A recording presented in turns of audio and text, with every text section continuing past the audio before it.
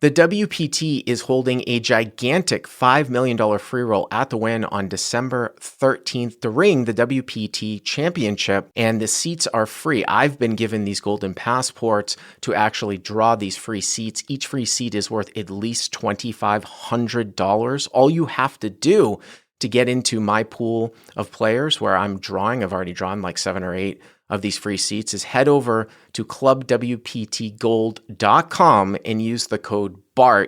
Hello, Josh. You are up next, sir. And where are you playing out of, Josh? This is out of MGM National Harbor, just outside of DC. Okay, MGM National Harbor. I've played there several times. Is this a 2-5 1K cap game? Yes, it is. All right. Do they run larger games than that and hold them? Yeah, they do. They have a 5-10 game that plays daily. Oh, okay.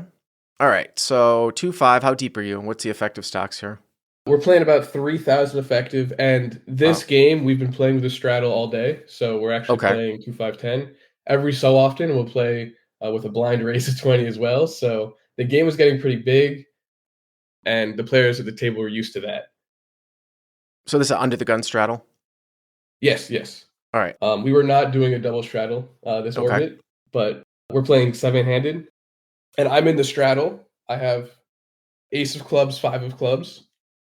Okay. Under the gun opens to $35. Button calls, and I 3-bet to 150. So hero 3 bets to 150.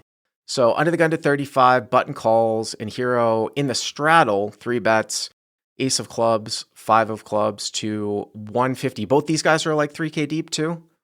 No, actually, importantly, one of them is much. The button is much shallower. He's got it would be about 550 or so. Oh, okay. It comes into play. So that's interesting. So he has called a raise here to 35, which is probably about the standard open in this game. Mm-hmm. Really short, right? He's not even 10 times the raise size, which he should basically almost never, unless he's trapping flat. He's very much he's a regular there, but he's very much pretty loose passive. He'll play a lot of hands, and he's happy to get money in with top pair pretty quickly.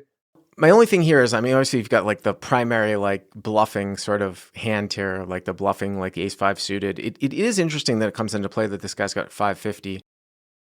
If the button hadn't called, would you have just called in the straddle from under the gun open? No, the under the gun player has been pretty. I think he's a strong player. He's also a bit of a regular, but I think he's much more winning player. He's kind of tightish preflop, so I actually like 3-betting pretty polar against him. So I probably would have 3-bet anyway, but I definitely was thinking, let's get rid of the button here, and I can play heads up against under the gun. Unfortunately, though, both called. So all right, both call. So this guy's put in, wow, over 25% of his stack, huh, on the button. Yes, yes. And this is going to be interesting because it kind of sets up weird c-bet types of scenarios, right? Because the guy might just go with anything. It looks like it's like 450 3 ways, but then the button only has like 400 left, right, in his stack. Yeah, my numbers might not be quite right because I didn't actually do the math for the button, but I mean, we can be sure in a couple of streets here how much he has. But yeah, the flop comes pretty good for my hand. It comes 4-5-5 rainbow. I'm going to put up 5 of diamonds, 5 of spades, 4 of hearts. So you flop trips here. Yes. And under the gun, who you say is pretty tight, has called, and the button has also called, and you just absolutely smack this board here. And I would still probably I would tend to do a lot of small betting. I mean, I guess it's interesting with the button being in there. You could maybe have some checks to look like you're giving up and you're not necessarily making your same c-betting range because of this button that is in the hand. Let me ask you this question. If it was just against under the gun, what would you do here on the flop? Against just under the gun, I would probably bet pretty frequently because he doesn't have any of that board. With some of my strongest hands, like aces, maybe kings, I'd probably check, let him put money in because I think he would with a lot of overpairs. So that's actually what I did with ace 5. But this is where I think I played the hand wrong in my check here. So you checked, and why do you think that that's wrong now? I'm not saying that it's not, but I decided to slow play the whole way. I think what I should have done is check raise this flop. I wanted under the gun to keep putting money in with his overpairs, which I thought he would do a lot if I slow played it.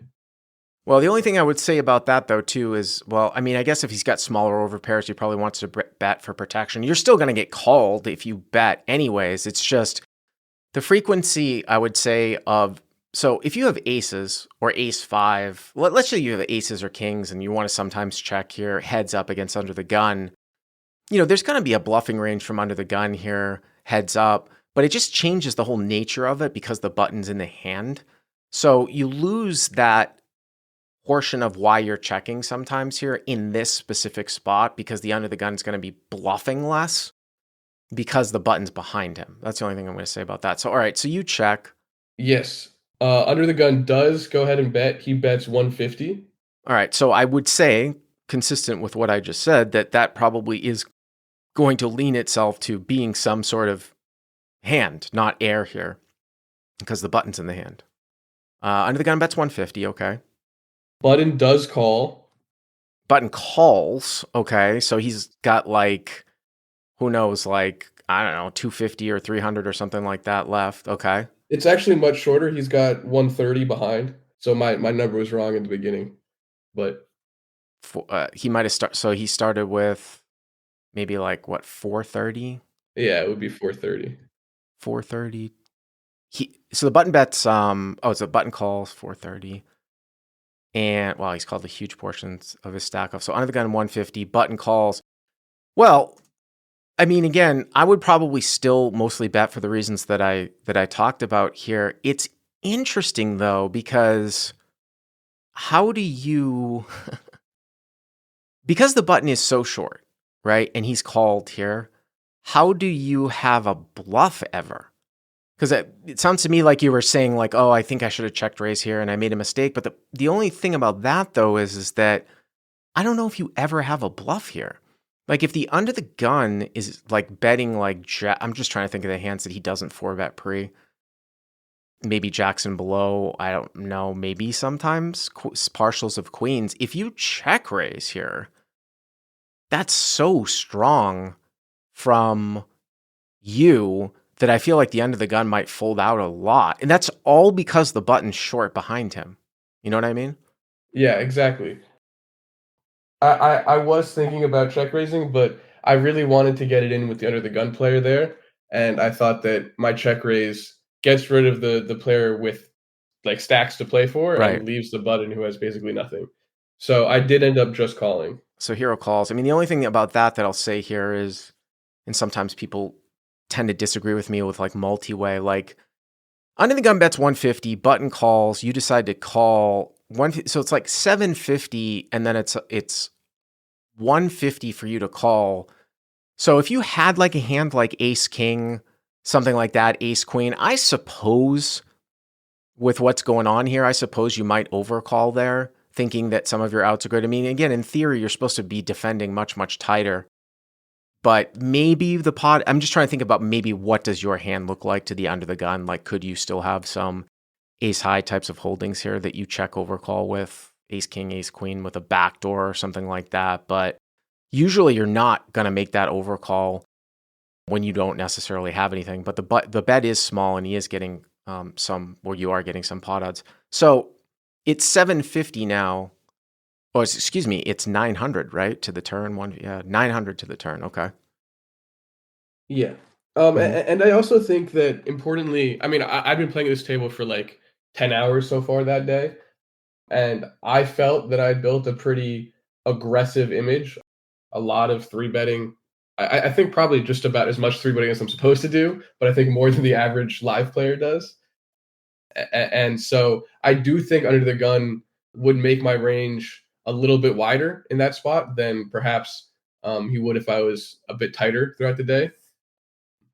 The only thing that I'm going to say here, and people are bringing up in the live chat as well, is, if you see like somewhat of a brick turn, I don't even know what the turn is going to come out. I do wonder if the under the gun here is going to check a lot But then it's interesting because the button only has 280. So if button bets and you call, under the gun is still getting a this is like a chess game, right? Because the button's so short, if it's a brick and you check and under the gun checks and button bets 280 and you call, because the bet is so small, under the gun certainly might feel like he's going to overcall with like tens or jacks, still not knowing necessarily where you're at in the hand. And then it would be interesting how you play the river if you just like donk, you donk the river. Again, I'm even thinking, I've been thinking the whole time you have aces. You actually have ace five, so you're not even necessarily concerned about anything either, but it's kind of interesting. So it's 900 to the turn. And what's the turn? The turn is a jack of diamonds, so it does put a backdoor diamond draw out there. Puts a backdoor diamond draw in here. You lose into pocket jacks now, which is one of the hands that might be played this way. Obviously, there's less combos of that. I assume it would only make sense that you're going to check here again. I would think. Correct. I do check. Okay. Under the gun also checks now, and button puts his remaining 130 in. Button bets, moves all in for 130. I actually thought it was confusing with the math. I actually thought he had 280. So button moves all in for 130. Okay, so now this gets interesting because again, this is a situation where it's like, all right, well, even if you call, like say the button moved, let's just picture, this is where this hand is different. Say you had aces or ace five here and the button like had almost a pot-sized bet on the turn, okay? And then you check overcalled, the same type of deal on the flop, and now on the turn, you check under the gun checks, button moves all in for like say 800 and you call, then I think that allows under the gun to fold out like tens. Nine, you know what I'm saying? Maybe even queens here in a spot like this, right? If you could imagine if you had queens, button moves all in for 800, you call. I don't even know necessarily if he would call there with queens, definitely tens. I mean, forget about the fact that it's jack out there, but because the bet is so small, maybe you still do have some of these ace high hands in here as well. Did you just call the 130 here as well? I did end up just calling the 130, mostly because, again, I felt like a raise just looked so strong, and as exactly what you're saying, he would fold all of his nines, tens. I did think queens would probably four-bet pre, especially with The guy behind him, yeah. but we are relatively deep, so I do think that there's some times that he would just flat the queens as well. And I do think I probably would play ace king, especially with one or two diamonds, similarly. So I did just call, and under the gun also just calls. So under the gun calls, and now you guys have put in three. So the pot is going to be 1290 in the main. 1290 in the main. You've got one guy all in. Now my question for you here is that what if you see a brick like are you planning on leading a lot of rivers here? Because the pot is somewhat protected, and it's just weird because when you lead, you're going to lead into a dry side pot. You lead into a dry side pot, you still have to beat the other guy behind you. But I don't know what this guy from under the gun, though, is going to bet. What was your plan on blank rivers here? Yeah, I was planning on leading. I hadn't quite decided how big, just because in the moment, I felt I had already messed up going to a dry side pot with one card to come. Like, it would be hard to get value from Yeah. a lot of hands. Maybe you just donk like 400 or something like that at the end. Yeah, I think it really depends on the card. I think I might go smaller, actually, because I want him to call with the hands like tens or nines, and I think that 400 into a dry side pot. It's definitely strange. It's definitely strange. The dry side pot part is very strange for sure. And I'm just trying to think about if you ever would want to, it's such a weird hand because of these sizings. Would you ever want to, I'm going to make a scenario up here where I could actually see you like making so say you were in there and you picked up, like say you were in there with ace king and you decide to call, and now on the turn, like the pot's 130, he bets 130. So you call again, this guy overcalls, you're beat from the under the gun. And let's say the river bricks out. Okay. Let's say it's like a deuce or something like that. You actually might want to bluff the dry side pot there just in case the guy on the button has like a hand like 6-7 or something like that, and you beat him with ace high. You see what I'm saying? I mean, you're obviously like risking money if the other guy calls, but there is a scenario where as played, you could end up with a bluff here. because the way the weird way this one went down. Yeah, I think that it's very, very common that the button here will show up with something like, ace jack, king jack, queen jack, a lot of the Broadway jacks that he would shove on that turn, but similarly, he could also have things like nines or tens or eights as well. Well, you don't want the Um, button to have a if you're gonna make that play, you don't want the button to have a hand though, right? Yeah. that's why I wasn't like I It's so bizarre. Well, like he only had 130. Why didn't you just put it in on the flop, right? Like it's exactly. bizarre. All right, so what's the river? The river is the king of hearts. The king of hearts. So the final board is 5 of diamonds, 5 of spades, 4 of hearts, jack of diamonds, right? King of hearts. So Correct. there's no flushes or anything like that out there. Correct, flush missed. But you definitely think the guy's 4-betting pre with king king, for sure, right? Yeah, yeah. I mean, I've Yeah. seen him 4-bet a few times. I don't think I really ever saw him show down. Uh-huh. I think maybe once I saw ace king, but I think he's getting in there with kings, aces, and ace king as well. So, I mean, this is sort of a brick then in the sense that, I mean, I guess it's one of these ones where it makes it harder for him to call, I guess, right? Like if you want him to call with like 9s and 10s or something like that. I mean, it doesn't connect with the board at all. And it's a brick in the sense that if he's always 4-betting off with king king, you're only losing to jack jack here, pretty much, unless he raise calls with like pocket fours or something like that. But the question though becomes with this dry side pot, which is so interesting, is like, how the hell do you play this? Like, what are you trying? I mean, is it a situation where you might check the river to get the guy to value own himself? Might be better than coming out and betting yourself. But the problem is that those medium strength hands are always going to check back because they're going to think you have ace king, right? So much as played. So, man, I don't know. Maybe this is the same thing. You bet like 200, 250, something like, I mean, here's the thing. Like you have a reason to bet and then you have a reason to check. The reason to check is to get a guy to value own himself, which would be bet a hand that he would otherwise fold to a bet or bluff. It just doesn't seem to me like what is he going to bluff unless he has a hand like 10s and he wants to like turn it into a bluff to get you off of like ace king and beat the other guy that has like 9s. Can we ever see a scenario like that? He has 9s or 10s and he just thinks that like now he can't beat you. So he's going to go balls to the wall here in a dry side bot, get you to fold the best hand like queens and beat the other guy on the side. I mean, in the main pot, I mean, is that possible? So it's a weird.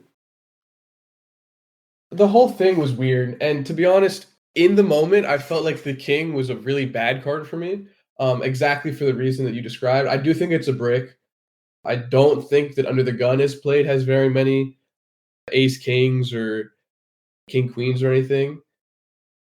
And I think that now he will fold out a whole lot of 9s and 10s and maybe 8s if they're still in there that I wanted to get value from. But in that moment, I thought that I'd missed so much value. I just wanted to make sure I put something out there to get called by those smaller hands because I thought that was very likely what it was.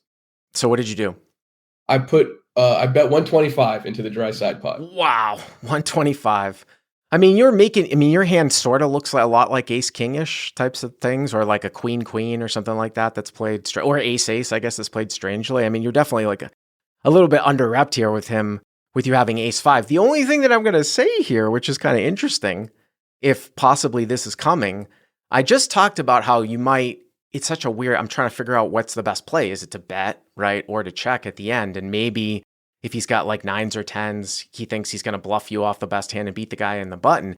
What you've done now is you've put out one of these little min bets where now if he does have like a hand like 9s or 10s, could this possibly like induce him to think that like he's going to raise you off of those hands? Because it looks like you've got like ace king and he's got, I guess he thinks that he's got more value, although I don't know how much 5x he has. And B, if you're not, maybe he's got more 4-4 than you because you're not 3-betting off of that.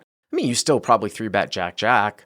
So you got, and if he's 4-betting king, you have some king here too. So I don't know if he's necessarily allowed to do that if you have some king here because he never does because he's 4-betting it off pre. And I don't know, we might be going way too deep in the weeds, because if he raises you, that's giving this guy a lot of credit. What does he do here at the end? Unfortunately, he sits there for 35 seconds, reaches for a rather large stack of blacks, and puts out a bet of 800, a raise of 800. So what makes sense for him in terms of like super thick value here? It's Jack, right? I mean, all I could think of was slow played kings, which doesn't make that much sense because of the button. Why would you want to slow play with him in there? And Jack, and maybe king jack if he's overvaluing, because I still think that aces, like I have a lot of aces the way I played it.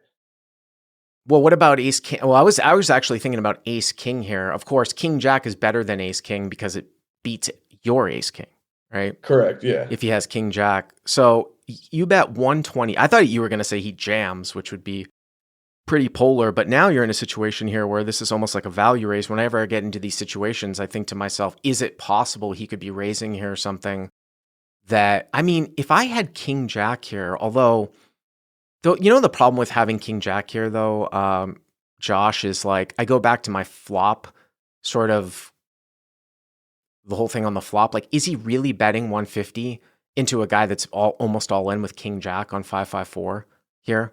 Like, would you take king jack? Let's say he's got king jack suited, right? There's only two combos of that: king jack of spades and king jack of diamonds.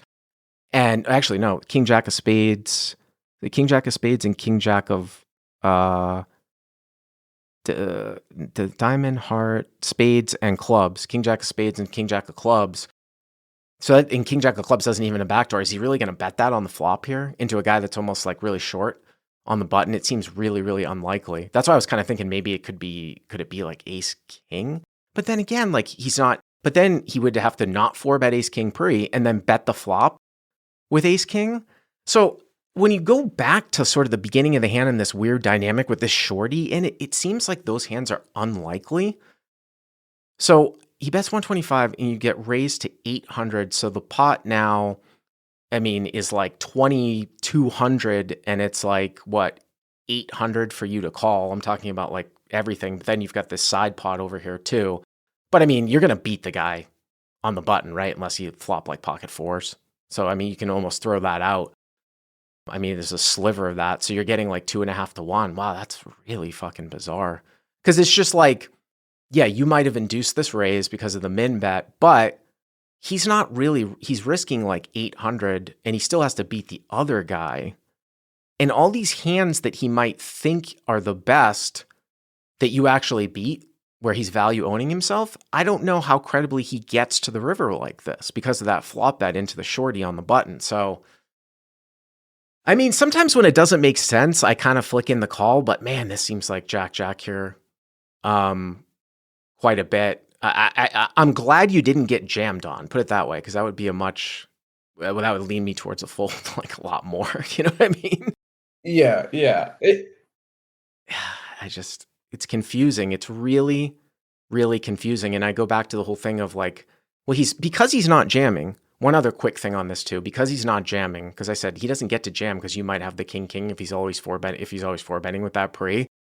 Is it possible that he's doing this with like 9-9 or 10-10 as a bluff to get you off of ace king to beat the other guy? I mean, I went back to that before we even knew that you put in the min bet. But that starts to really get in the weeds here. Yeah, yeah. So I think that what you just said was basically my thought process, but a lot more eloquently. I think that in the moment, as I said before, I was mostly frustrated with myself for what felt like getting no value out of what should have been a lot of value in that spot, especially against under the gun there. So I put out the 125 just praying to get a call from those lower pocket pairs.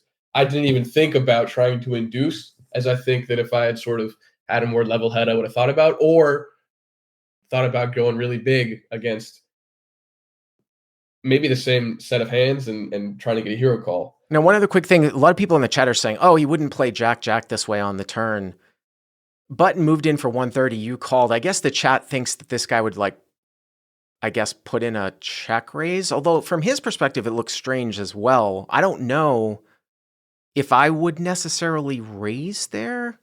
Because again, from your perspective, like if he all of a sudden check raises, he looks super strong to you. But I mean, and we can play this like whole leveling thing. I don't know what you would do with like aces or kings if he check raises turn. Like he could make it maybe look like he's trying to shut you out of the hand if he check raises turn, if you had played this with aces or kings. But yeah, it's just really weird. I mean, I guess you flick in the call just because it's so strange. Is that what you did, I assume? No, it is not what I did. Oh, really? Okay.